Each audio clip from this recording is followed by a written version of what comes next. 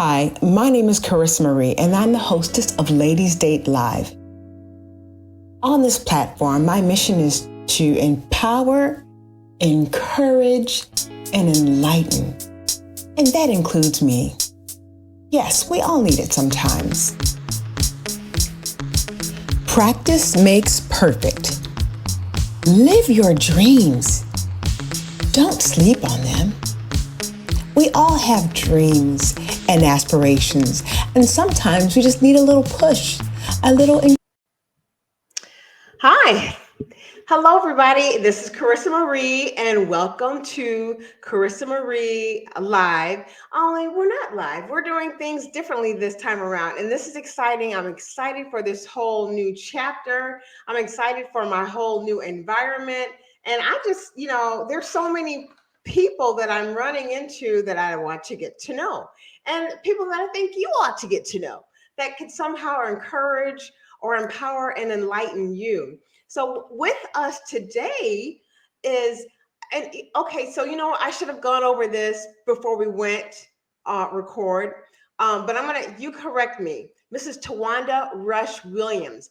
Yes. However, with all the many things that you do, how do you prefer to be addressed?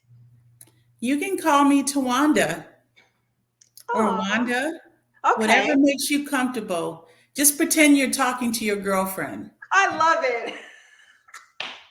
Yeah, that sounds so familiar. So awesome.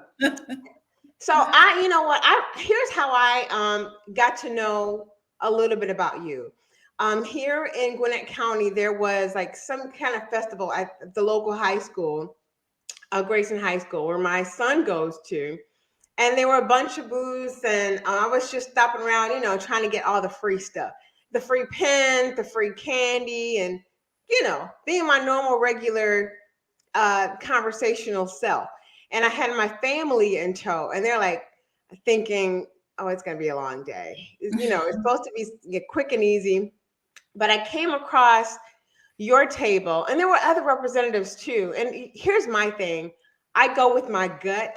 I can't even always explain it. I just kind of go with kind of like what feels good. There were other candidates for other different offices that they were running for, but for whatever reason, at your table, and I don't want to say your assistant, but who was the person at your table who was so helpful to me? Jody Benjamin is my campaign manager, and she was manning my table. And you were talking about the Grayson Fall Festival? Yes, the Grayson Fall Festival. Thank you. So I was at the Grayson Fall Festival, and she was so delightful. We were just chit-chatting about whatever. And I think it's important, especially when you're new, to get out of your comfort zone. And I'm really good at giving that advice, not the best at taking it. But on that day, I took the advice, and I said, you know what? In my head, I said, I'm going to give her my information. And you know what else? I want to interview Miss Williams, because election season is coming around, and we all know how important it is for us as a community to elect. The problem that we have is that issues arise, and we go in panic mode. We become upset, and but we don't vote consistently like we should. And it's just like really up to, I think, everybody to try to help people understand the importance of voting. I want to know about how it was in your family, but when I turned 18, it was kind of like, in my family, it was a rite of passage.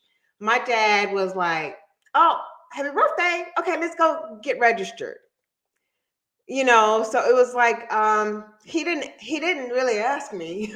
He said, it's time to go. But I think on top of that, he educated me on the things that were going on in our little city of Lansing, Michigan. And then what happens in the government. So I got lucky, because I know that's not normal, but he was so passionate. He was a young Black man in the corporate world. So that in itself was a thing. to have to work through. And so I don't know if he was trying to protect me or prepare me, or perhaps both. I got a lot of encouragement to participate in the election. So how about you? When you turned 18, did you think, and not everybody thinks about, let's go register to vote, but what were you thinking? Or how did that work out for you? So in my family, it was the opposite of your family. My parents never talked about voting. They never talked about the importance of voting. I do recall them going to vote and returning home with a sticker on their clothing, but they never encouraged my sister and I to vote. They never took us with them to vote. I was introduced to voting when I went to college at Syracuse University.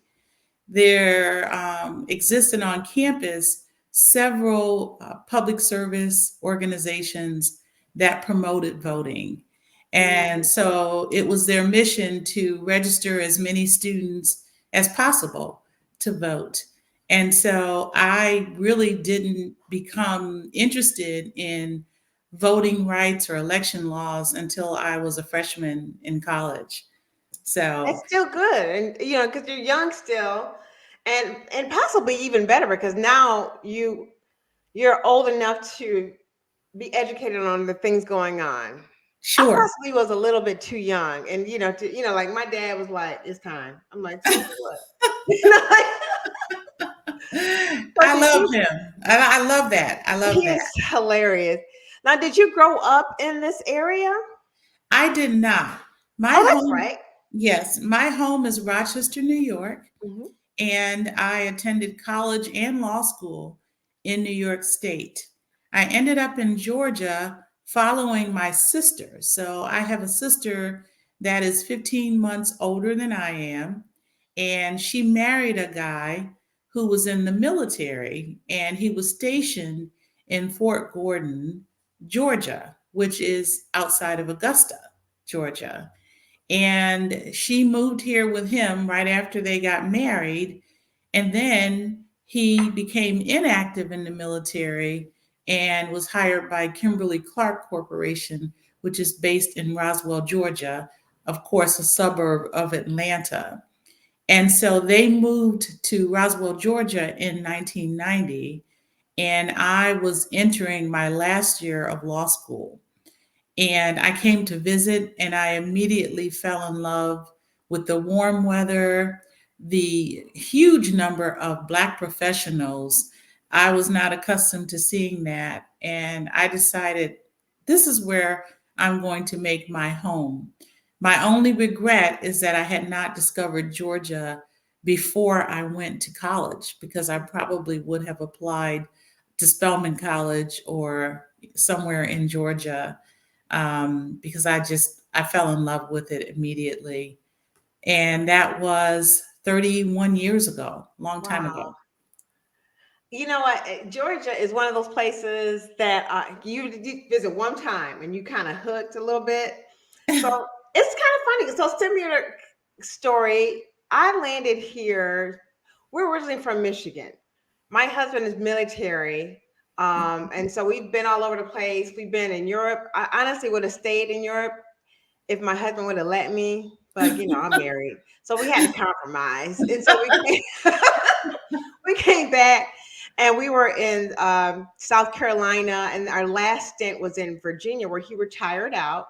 Oh, And then he was at NASA, and then an opportunity opened up for me here in Georgia, and this was big of him, and it's a little nerve wracking, but so a house that we just built, we just sold. No, we didn't just build, but we built it and then we sold it, and we wow. bought a house here, and on blind faith, honestly. Wow. You know Faith. what I mean? And I'm like, oh, things better get right because he left NASA. Like, Yes. Yes. but Yes. I love the weather, and my kids too. We were in Virginia, and it was a very beautiful place. It's a touristy kind of place, but we were in Williamsburg, Virginia, and there wasn't a whole lot of the chocolatey. You know, there's chocolatey, but man, when we came here, my daughter and my son, first of all, my daughter and son they never lived in Michigan. They don't know what cold really is for real, for real. They don't know.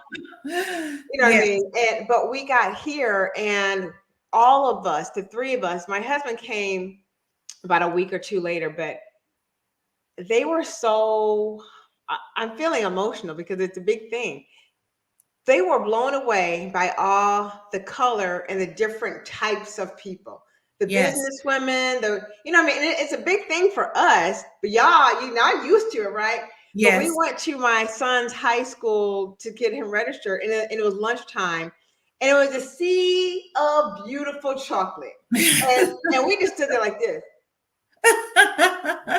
Yes. Yes. I know we look crazy, but it's like, I think that's what I like about here. And then it's so easy to meet people like you. Yeah. I feel welcomed. You know what I mean? I feel like, man, I'm already friendly, but it's like, oh man, everybody's in trouble now. They're gonna be like, oh, she calling again. No.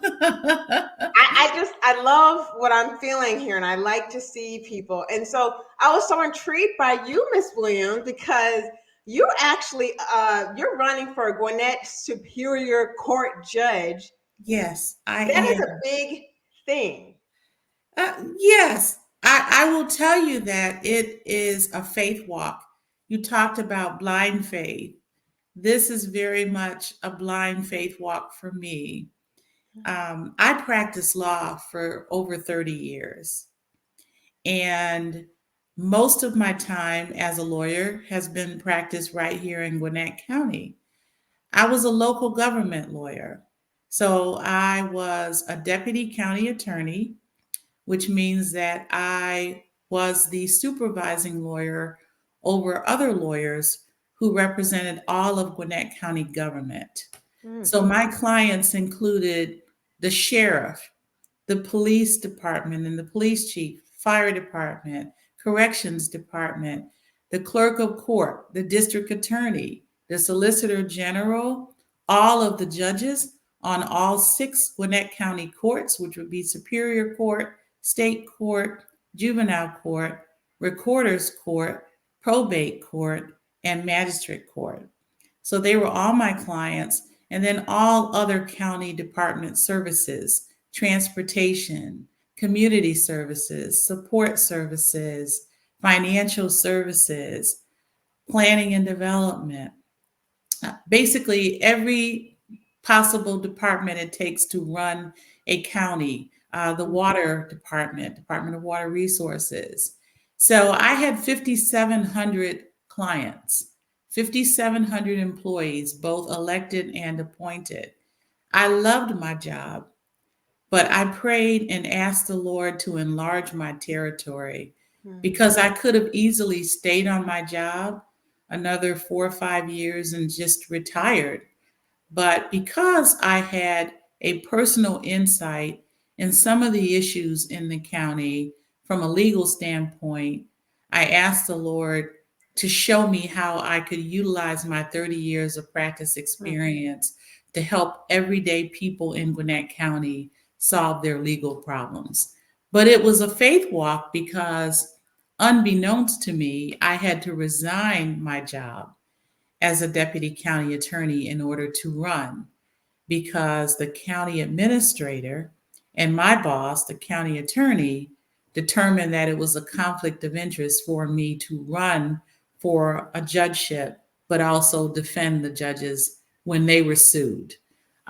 So having to give up my livelihood was a challenging and difficult decision, but I prayed about it. I discussed it with my husband of 30 years. And he said, hey, I support you. I will do what's necessary.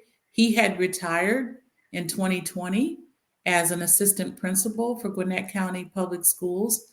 And he said, I will go back to work and I will keep working to support you in your dream of becoming a judge. So I'm very thankful to my husband. And I'm thankful to the Lord our God for saying, run. for saying yes when I prayed for 2 years. I'm speechless. That, so, this is a faith walk for you. This is a faith walk. And to, here's the key. God talks to us, but we don't always listen Yes. because of we're afraid of the challenge that may come with that. And there will be challenges, but you were brave enough to say, this is what, our marching orders are, and this is what I'm going to do. Yeah. And then you had the support of a husband. It's almost parallel to what's going on with me. Yeah. It's like this, like that is beautiful. And people are paying attention to that, because if your husband would go back to work after retirement so that you can do this, means that he understands really the mission is for the people. It's not even really just about you. Yes. The blessing is that you've been in situations, and you've been you have up. I think I would say it has to be an up close view of the legalities here locally for the people that live here, and so for you to be a judge just kind of makes sense. Yeah, I think it does, because I was a local government lawyer for 27 of my 30 years of practice.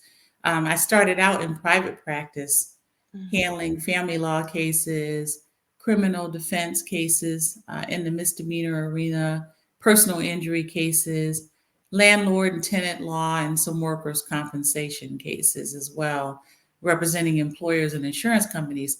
So I have the private practice experience as well, and I have the family law side. Those cases are heard in Superior Court, in which I'm seeking, as well as the criminal defense side. But as a local government lawyer, I was able to see things up close and personal that other people didn't see, as you said, such as what was happening in the Gwinnett County jails. A lot of people don't know that in Gwinnett County, over 500 of the inmates have mental illness. It's a large number of people. And because there are so many people with mental illness, they require specialized care. They require medication stabilization. They require, visits with licensed social workers and psychologists. They tend to be a higher suicide risk in the jail. And so they require quite a bit of manpower. And as a result, there's another 2,400 people in the regular inmate population who don't get the same level of care because there's just not enough manpower resources. And seeing that as a deputy county attorney, and before that, before I was promoted several years ago, I was a senior assistant county attorney. I knew that judges play a role in what happens in our jail. And judges don't have to sentence everybody to jail. If someone has mental illness, they don't need to be in jail. They Right. need to receive treatment so that they can get better and be a contributing member of our society. So I like to see judges sentence people to alternative programs, such as mental health treatment with Viewpoint Health, which is a mental illness recovery place here, or Summit Ridge. Instead of sending people to jail, release them on their own recognizances at home, and Yeah. require them to get treatment for their mental illness. So that was one reason why I decided that I would run for Superior Court judge, because I would then have the opportunity to sentence people with mental illness to home arrest, as opposed to sitting in our jail. And then it would also help those individuals who are detained in our jail who don't have mental health, because then they would get the resources that they need quicker and easier because we would have less of a strain on our manpower managing the 500 plus people with mental illness. What's so funny is when I was in Virginia, I worked as a court liaison for a mental health institution. Ah. And I know exactly what you're talking about. It was heartbreaking to see. And sometimes even the officers may not know what to do with them, and so they just kind of landed in the mental health. I guess luckily for them, they landed with the mental health hospital and not necessarily in jail. But there's some people who end up in jail. Some people just have not been officially diagnosed, and they just kind of get lost in the system, and they don't get the help that they so desperately need because they're like, oh, that's a criminal. But it's a person with mental health issues that perhaps had they had the help they needed, they wouldn't be doing criminalistic things, perhaps. You are absolutely right. And, mental illness cuts across everything. Mm-hmm. When we hear about mass shootings, 95% of the time, they were committed by someone who has mental illness, Mm-hmm. anxiety disorder, bipolar disorder, depression, schizophrenia, or something else. And it was because they went undiagnosed.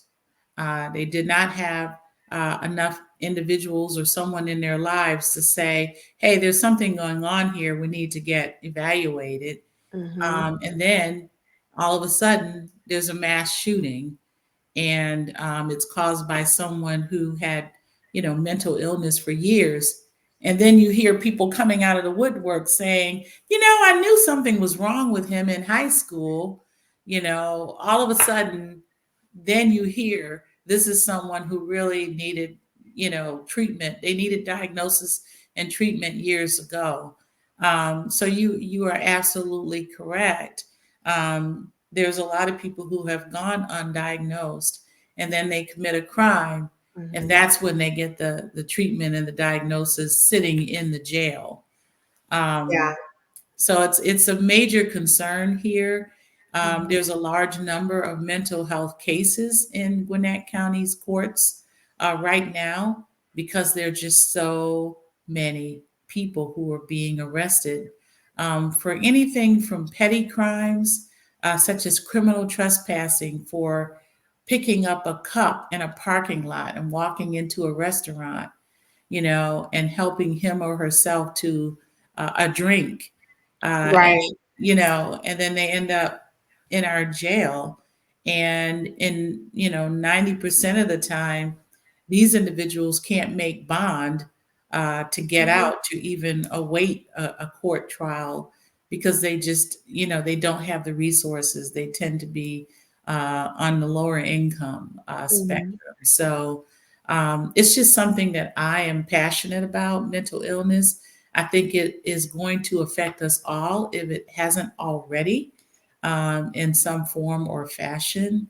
And I'd like to see the courts do more in terms of how they sentence individuals, in terms of how they hold competency hearings to determine if someone is even competent to stand trial. We have accountability courts here in Gwinnett. So we have a mental health court, we have a veterans court, we have a DUI drug court. But I would like to see more done in our court Mm-hmm. system in terms of how we sentence people with mental health issues, concerns. So that's a big reason why I decided to run, and for other reasons too. I practiced law for 30 years. I am knowledgeable of over 25 areas of the law. And a lot of the cases that are heard in Gwinnett Superior Court are very specialized areas of the law, such as your property tax appeals, your quiet title actions, condemnations when a government takes private property for a public purpose. Those cases go to Superior Court. And I know how to do all of those cases because I represented Gwinnett County government for 18 years. And before that, I represented the city of Atlanta's government for 9 years. And so it just makes sense that I would apply and run for election to Superior Court. It does make sense, and especially for someone who, again, has all that experience. Because if we get someone who doesn't, there's going to be a learning curve, and we need help now. There'll be a learning curve that is going to be necessary for someone who's not as equipped because they just don't know. You've been right in the thick of it, and I thought that was. I was reading a little bit about you because I should. And also, I'm glad I did. I think that's the key right there. And it should almost like be just like I said earlier, a no-brainer. Why wouldn't you want someone that is knowledgeable in all the aspects of this? Because it's very complicated to just us regular average Joes. You know what I'm saying? So we have to trust that, okay, the judge knows what they're doing. Like Yeah. the judge knows all the ins and outs. But the truth is that's, and I haven't been here long enough to know, but I know in all the places that's not always the case. Sometimes it's based on biases, personal biases, or lack of knowing because you're not familiar with certain different demographics. And I'm not even talking racial things. We're talking, like you said, mental health issues. Something that I struggle with as a protective mom. So I have a son who is on the spectrum. He's autistic.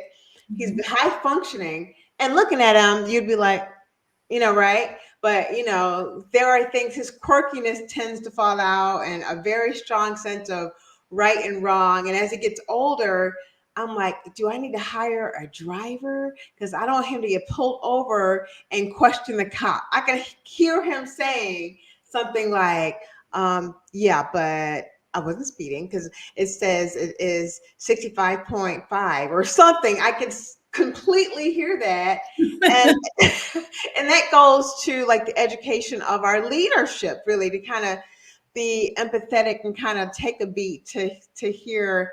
Let me hear him talk a little bit more. Oh, okay. Yeah. There's, he's a little bit more on it with the rules or whatever than I.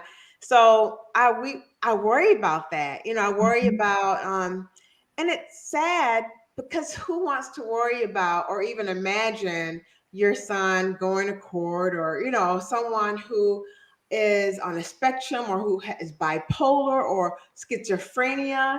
There's so many parts. And also as a group of people, we don't openly talk about these things like we should. So we're not probably even educating ourselves and getting ourselves ready for it in case something happens. I think some of the things, like we talked briefly, like you could bipolar or depression or schizophrenia, and that's a whole nother thing because that happens sometimes later on in life. You might be like, well, there was nothing wrong with him 10 years ago, but it that pops up on you. And so our families aren't talking about it, and it's sad. It's sad because we think, oh, it's no big deal. Uncle Johnny's always been a little, but Uncle Johnny needs some assistance, or because if he's not if he is not being treated, it's a possibility that he can't manage it on his own. And that can lead to all kinds of things, self-medication. Then the self-medication turns into, oh, I got to self-medicate now. So let me go do this. It's just it's a little ball that gets bigger, snowball. It's bigger and bigger and bigger. And you said a few things that resonated with me. You talked about your son being on the autism spectrum. So we have a son who has ADD, and he was diagnosed when he was in the 3rd grade. And we worried about the same things that you worry about, especially as he got older and older, and it was time to teach him how to drive. And I had to here I am representing the Gwinnett County Police Department. They were my clients. I defended them when they were sued. I know everything about civil rights litigation, but I had to educate my son about what to do if he stopped by a police officer. And when he was 16 years old, he got his license. He was 16 and a half when he got his license. And that was a whole nother ordeal, teaching him how to drive. Luckily, my husband did most of that. He was followed by police. One time he was followed from our home in Gwinnett County all the way to his private school in Walton County.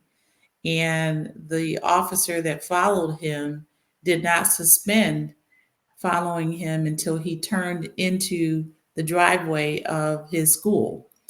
And I know that police officers are not allowed to leave the jurisdiction. So that officer violated county policy, but my son would not have known that. And my son didn't have any identifying information about the officer. But I can tell you that we had to constantly have the conversation with our son that people that don't look like us don't have. Because when you are a Black male in this country, you are automatically, unfortunately, sometimes perceived as a suspect, even when you're not, and you're just driving while Black. So we had to tell him when he stopped by the police to always remain calm, have a calm conversation, but also share with the officer what he's doing. Officer, I need to reach into my pocket to pull out my wallet to show you my driver's license. Officer, you can see my left hand. I need my right hand to retrieve my driver's license. Always be polite and cooperative, because you're never going to win an argument with an officer on the side of the road.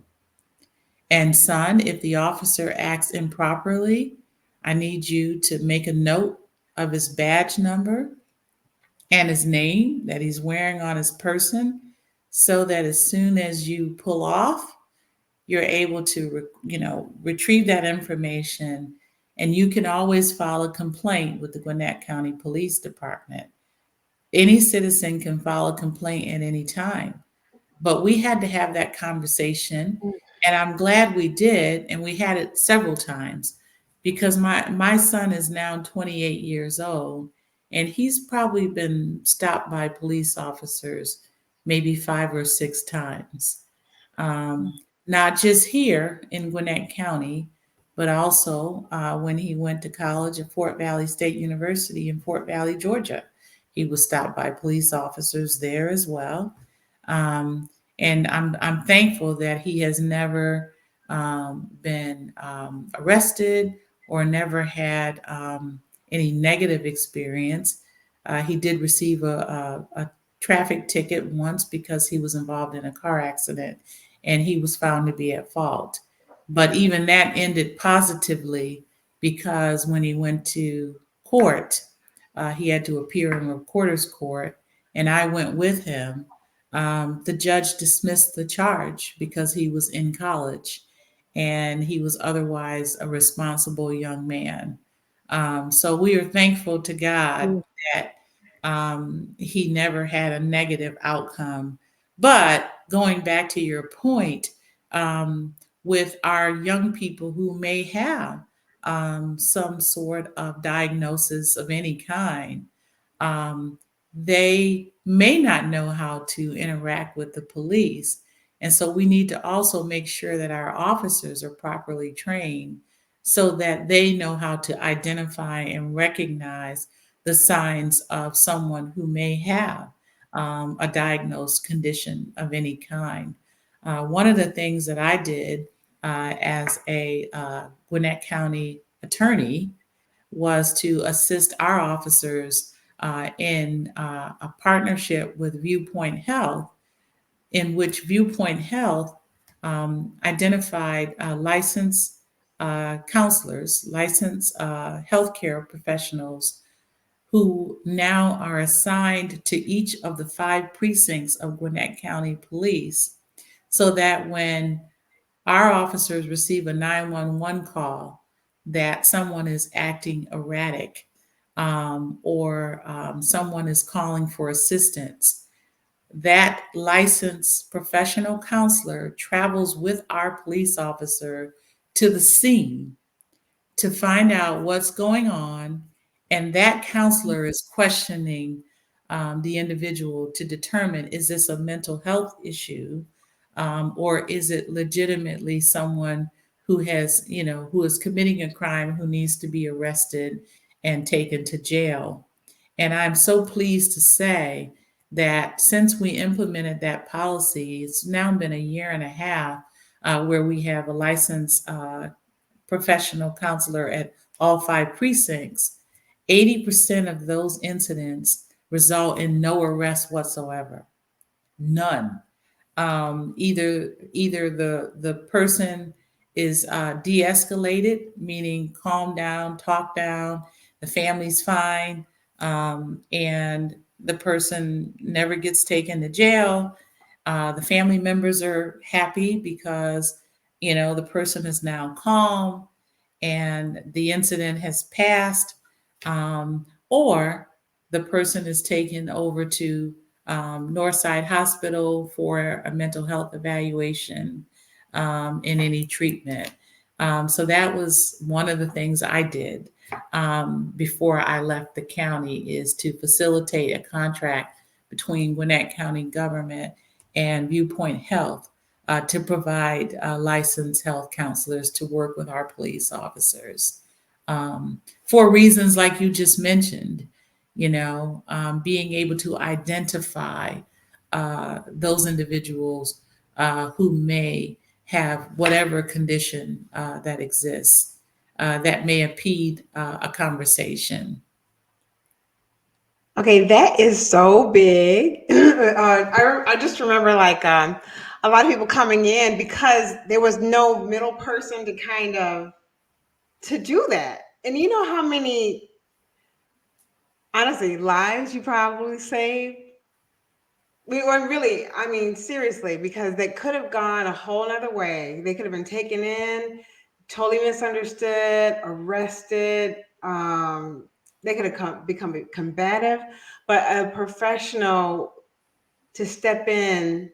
Oh man, I feel emotional because it is close to home and nothing has happened. However, as a mom, kind of like, oh, Yes. he's not a cute little boy anymore. Now he's getting tall and big, and people aren't going to be like, oh, yes, a black man. You know what I mean? yes, Like, yes, he's absolutely. Yes, that, indeed. that is so, and that's something that should just be happening all over the United States. Yeah, yeah, and I think it is. I think it's happening slowly, Yeah. particularly in the larger jurisdictions. But you're exactly right. We people have inherent biases, and sometimes they need an independent evaluator, to determine, is this or is it something else that's going on, and then just having a black husband, I'm thankful because he has not been pulled over, but our son has, at least 6 times, I know. But the good news is, our son just got married 2 weeks ago. Oh, And congratulations. so his ADD did not limit his ability to find a wife. So I'm thankful to God for that as well. Oh, there's hope. There is hope. There's hope because you can't be with me for the rest of your life, brother. I was thinking that same thing. I was like, is he ever going to get married and leave us, or is he ever going to live independent? And there is definitely hope. There's light hope in the tunnel. I tell my husband, who even though he's the ex-military person in our household, I'm probably the militant, so, Ah, when it comes to, setting good examples, want to make sure you're consistent, and so that you can do these things on your own, and it's not going to be easy. You're not going to like it, but you're going to need to do it. And my husband will say, just give him a break. I said, don't think so, because he's not going to get a break out there. I want him to feel he's already feeling.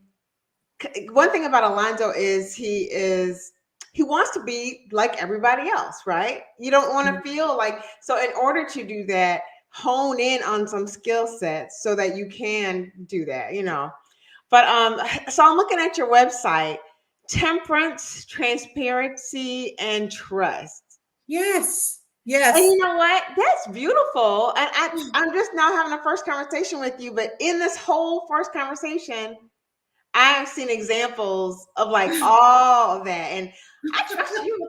I trust. It's kind of like, oh yeah, I trust. But also the transparency. It's and the temperance. How golden is that? But so, how did you come up with this? What made you lean toward those three things? Well, that's a very good question.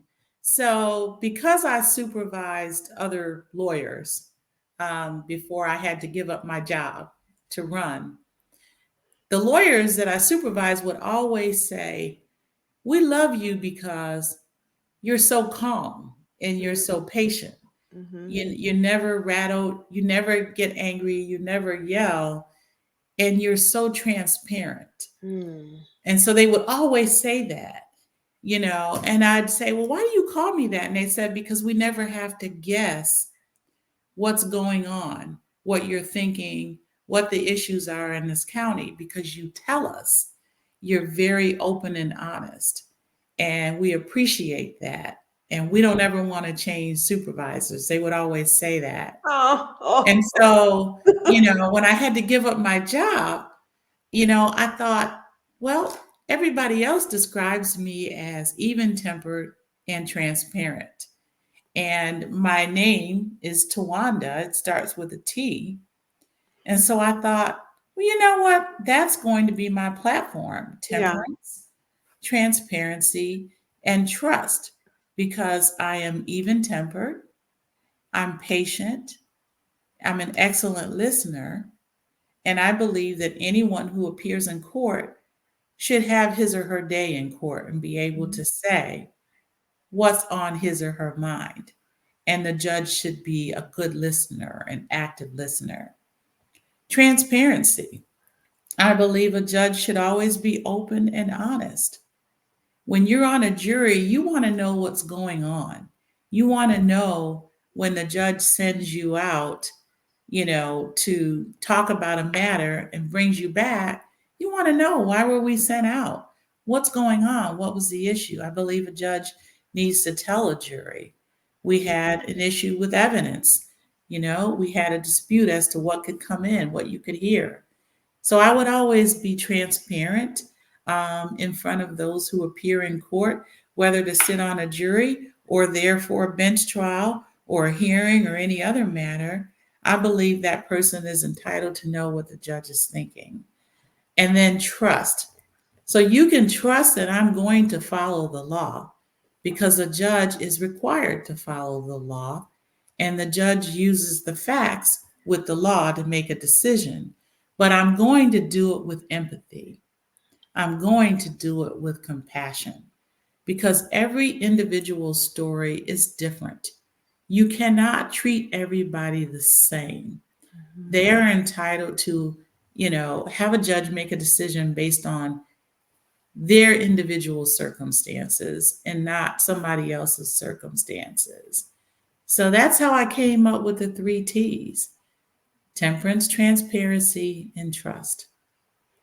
Oh, that makes sense to me.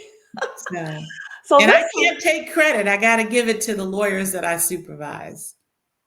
and it's good to have, you are someone's mentor, whether you like it or not. You know what I mean? And they're watching you, they're paying attention to how you operate. And what a beautiful compliment, really. You know, that speaks volumes to you as a person. And if you are a person that we can relate to, then the trust is going to come as a judge because it's like, okay, you're relatable. She's going to hear what I'm saying. That is, and your sister too. So many things. I can say that. You maybe can, but I can say that. So I mean, all the things that is just and looking at and you have you have a child. There's so many things you can relate to, like just like we can. I think that's a beautiful thing. But here's the thing. I had a lot of fun. And I'm transparent too. So I'm gonna say I was nervous. I was nervous to do this. No. I was so nervous, and you are a very calming person. You're a very calming spirit, and it worked on me too.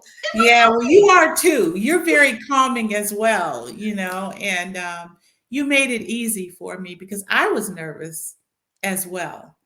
Well, So I this had was never great. never done a podcast, and I was nervous. And I'm hopeful that the residents of Gwinnett County will actually visit my website, read Yes. my bio. I don't talk about it a lot, but I'm very big into community service. I've done a lot of it, and I will always be a community servant, which is another reason why I ran, because public service is who I am. I do a lot through my sorority. I do a lot in a number of nonprofits here in the county, and I will always give back to my Now, community. is your sorority? Are you a Delta? Yes, can you tell from my red jacket? Yes, I can tell. And again, I snooped, but so I don't belong to a sorority, but in my family, they're all only deltas. So Oh, wonderful! yeah, on my mom's side, they're all all the my cousins my age, they're all deltas. On my dad's side, my aunt and my cousins are all deltas. I'm the weirdo that was like, I was a little militant. I'm out. I don't. But you know what? In hindsight, I see the beauty in that sisterhood. I'm like, I should have. You know what I mean? Like, it's a beautiful thing, and so deltas have a special place in my heart because my family's full of them. But Awesome. and so I'm going to definitely post your website too. Let me get my reading glasses on because that's what happens when you're 50. You can't see stuff. Like I thought I could do this whole thing without putting these on, but that was a lie to myself. They look good. They look Oh, great. when it rains, my knees say, "Girl, you 51." That's what happened when it rains. And if I go down the stairs, my kids can hear me because my knees crack. Who does? Isn't that crazy? We But all your have website that. is It's TuwandaForJudge.com. And I'm going to make sure to post it, but it's spelled TUWANDA, the number 4, and then judge, JUDGE.com. And I will post all of this to you. There, you can join the campaign, you can volunteer, you can stay connected, you can donate to help this wonderful cause. Remember, she left a job she so loved that we actually probably needed her in there too, but she's only one person. She can't do all the things, right? So you're gonna need to participate. You're gonna, we need this. So everybody's going to need to participate. Everybody's going to, because not one person, and people say things. My husband is a voter now, but he grew up kind of like not thinking it was such a big deal. But of course, I'm the opposite. I'm like, it's a big deal.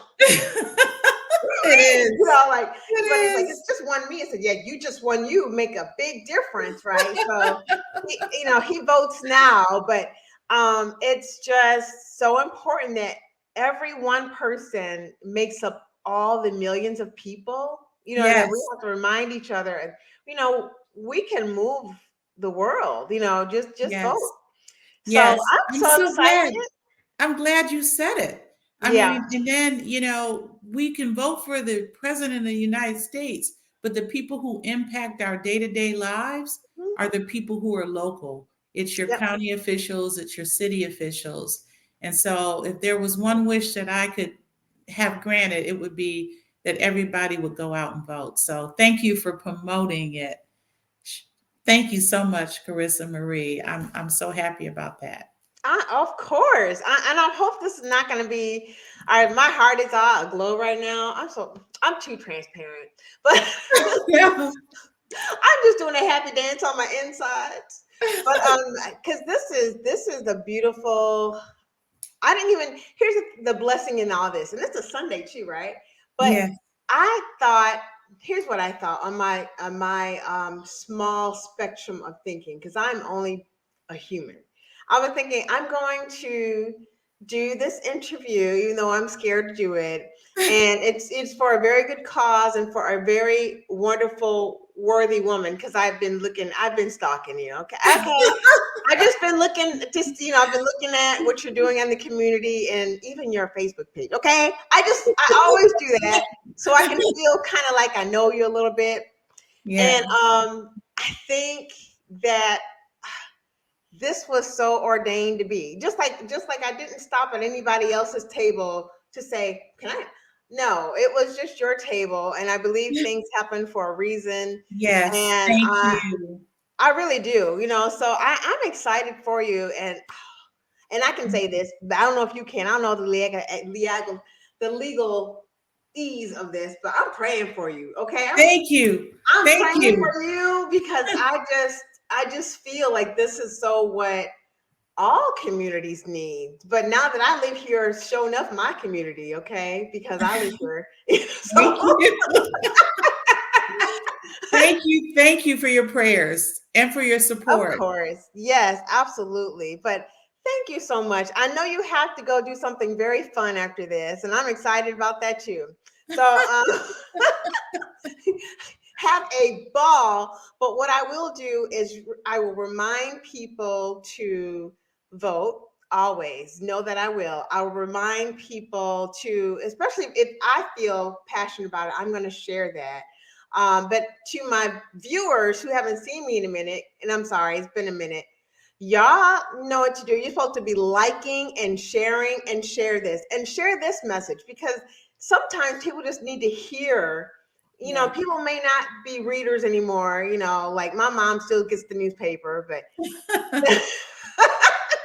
but people don't do that anymore. So share this with them. They may not realize who they need to vote for, and if this even sparks them to go do a little research on the what we're voting for, then go do that. Go do your research. Go look into things. But this is a start, and I hope this just sparks you and moves you in the direction to do that. So thank you so much, Miss Tuwanda Rush Williams. Thank you so much, Miss Charissa Marie. I appreciate it. So I'm gonna say goodbye to them. You hang on for a second, but thank you guys for tuning in and being patient with me as I get back into the swing of things. And this is just the beginning. We're just getting started. So everyone, have a wonderful, wonderful week, and we'll see you the next time.